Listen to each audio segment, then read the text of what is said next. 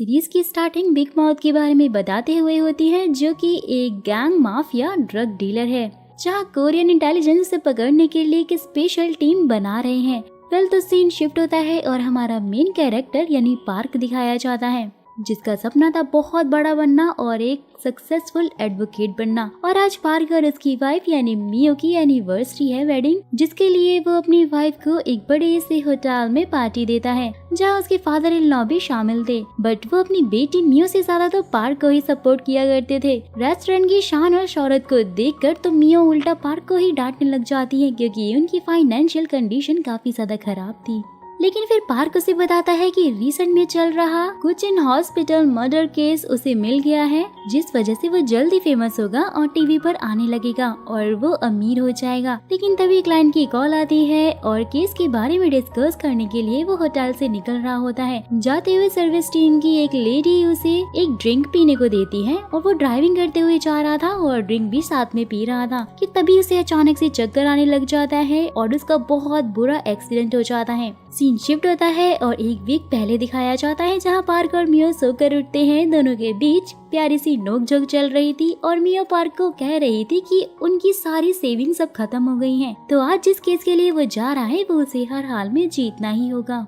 फिर पार्क अपने father in law के साथ में कोर्ट जाता है। दरअसल ये केस एक क्रिप्टो करेंसी स्कैम का केस था, जिसमें पार्क भी बुरी तरह से फंसा हुआ था, क्योंकि उसने भी अपना काफी सारा पैसा इस केस में गंवा दिया था और इसलिए वो बाकी उन सारे लोगों को रिप्रेजेंट कर रहा था जो कि इस स्कैम में फंसे हुए थे। तो केस जीतने के लिए उसने लोन शार्क से काफी सारा पैसा लिया हुआ था और उसने जज को दिया था वो पैसा, ताकि फैसला उसके हक में आए। लेकिन पार्क की बत्ती तो तब गुल हो जाती है जब जज चेंज हो जाता है और जिस जज को उसने पैसे दिए थे उसकी जगह दूसरा जज आ जाता है और वो केस हार जाता है। सारे क्लाइंट उस पर टूट पड़ते हैं और जैसे तैसे करके वो अपनी जान बचाकर पार्क फादर इन लॉ के साथ में बाहर भाग जाता है। फिर अपनी वाइफ की गुस्से की डर की वजह से पार्क पूरी रात घर से बाहर रहने का फैसला करता है, जहां उसके फादर इन लॉ भी अपनी बेटी से छुपते छुपाते हुए पार्क के कपड़ों का बैग लाकर उसे सौंप देते हैं। लेकिन तभी एक नया केस उसके हाथ में लगता है, जब मेयर उसे खुद कॉल करके एक सुनसान जगह पे बुलाता है और ये केस था रिसेंटली टीवी पर फेमस क्रूचर हॉस्पिटल मर्डर केस, जिसमें कार के ट्रंक में एक डॉक्टर की लाश मिली थी और 3 सस्पेक्ट पकड़े गए थे, लेकिन किसी ने भी अपना जुर्म कबूल नहीं किया था। मेयर ये केस पार्क को देता है, वो कातिल का मकसद जो जानना चाहता था। पार्क केस लेने से पहले तो मना करता है, क्योंकि ये काफी ज्यादा खतरनाक था, क्योंकि वो तीनों सस्पेक्ट बहुत ही ज्यादा रिच और खतरनाक फैमिली से थे। लेकिन फिर मेयर उसे समझाता है कि अगर ये केस वो जीत गया तो उसे काफी पैसा मिलेगा और वो बहुत फेमस हो जाएगा, जहाँ पार्क भी मेयर की बात मान जाता है और कार के अंदर की गायब डैश कैम वीडियो के बारे में भी मेयर उसे बताता है कि वो कहीं गायब हो चुकी है। साथ ही हमें ये भी पता चलता है कि उन तीनों ने सिर्फ अपने फायदे के लिए उसे मेयर बनाया था, ताकि वो उसकी हेल्प ले सके और अपने गंदे और गैर कानूनी कामों को अंजाम दे सके। मेयर उनकी दलीलों से तंग आ गया था और वो उनसे पीछा छुड़ाना चाहता था और इसलिए मेयर पार्क को पैसे देकर डील पक्की कर लेता है। फिर जब पार्क क्रिमिनल से मिलने के लिए जेल में जाता है तो वो देखता है कि उनकी बहुत अच्छे से खातिरदारी हो रही है। शान और शौकत से वो आराम से वहाँ पर जेल में रह रहे थे। पार्क उनसे उनके एडवोकेट के तौर पर मिलता है और बहुत ही चालाकी से वो वहाँ पर लिसनिंग डिवाइस को लगा देता है। बाहर आने पर उसे ये पता चलता है कि जिस डैश कैम वीडियो की बात मेयर उसे कर रहा था, उसकी रिकॉर्डिंग इन तीनों में से किसी एक की वाइफ के पास में सुरक्षित है। फिर पार्क ये सारी इन्फॉर्मेशन मेयर को कॉल करके देता है। मेयर और पार्क दोनों फिर उस क्रिमिनल की वाइफ से मिलने के लिए जाते हैं, जहां वो एक कुकिंग कंपटीशन की वीडियो शूट करवा रही थी। लेकिन जैसे ही वो अपने रूम में रेस्ट करने के लिए जाती है तो उस पर कोई अटैक कर देता है। नीचे पार्क और मेयर भी पहुंच चुके थे। उसकी चीखें सुनकर वो लोगों के साथ में ऊपर उसे देखने के लिए जाते हैं। वहाँ वो उन्हें बेहोश मिलती है। होश में आने पर वो दोनों उसे इन्वेस्टिगेट करने लग जाते हैं और साथ ही उसी डैश कैम वीडियो के बारे में पूछते हैं। साथ ही वो कहते हैं कि अगर उसने उनसे कुछ भी छुपाने की कोशिश की तो अपने हस्बैंड की तरफ, तो वो भी जेल में ही सड़ेगी। फिर वो लेडी उन्हें टेम्पल में लेकर जाती है और वहाँ से वो वीडियो रिकॉर्डिंग जो कि उसने खुफिया जगह पर रखी थी वो निकाल कर पार्क को सौंप देती है। साथ ही वो उसे चौथे इंसान का नाम भी बताती है, जो कि कोई और नहीं बल्कि गोंगजू है। और वो बहुत ही पावरफुल इंसान है जो कि हर गलत काम में इन्वॉल्व होता है, लेकिन वो बहुत ही आसानी से बच जाता है क्योंकि उसकी पहुंच बहुत ऊपर तक है। वो लेडी पार्क को वार्न करती है कि ये केस बहुत ही ज्यादा खतरनाक है, तो उसे अपना ध्यान रखना चाहिए। वीडियो रिकॉर्डिंग देखने के बाद पार्क को पता चल जाता है कि उन तीनों ने ही इस डॉक्टर को मारा था, क्योंकि उसके पास उनके खिलाफ कुछ ऐसे सबूत थे जो कि वो उनसे चाहते थे।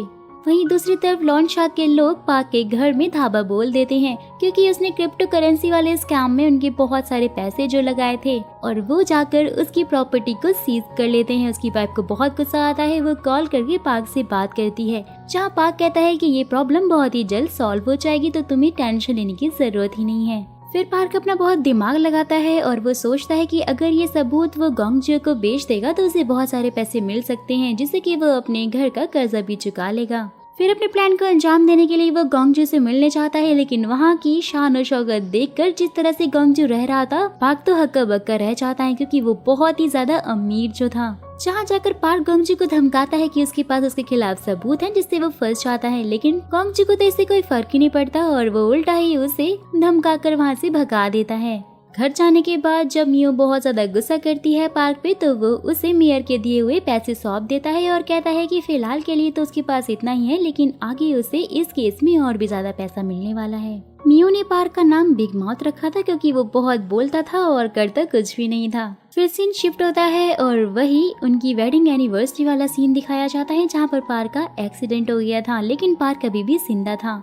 फिर पास के कुछ सीन दिखाया जाते हैं जहाँ पार्क और मियो कॉलेज में होते हैं, यानी कि ये लोग कॉलेज से ही साथ थे और उसके बाद उन्होंने शादी कर ली थी, जहाँ पर पार्क हमेशा से ही मियो को बहुत पसंद करता था और मियो भी उससे काफी सपोर्ट किया करती थी। ये सब कुछ याद करते हुए पार्क की आंखें हॉस्पिटल में खुलती हैं, जहाँ पर मियो और उसके फादर इन लॉ भी थे, लेकिन तभी पुलिस आकर पार्क को अरेस्ट करके ले जाती है, क्योंकि उनका ये कहना था कि पार्क के ब्लड टेस्ट में ड्रग्स पाए गए हैं।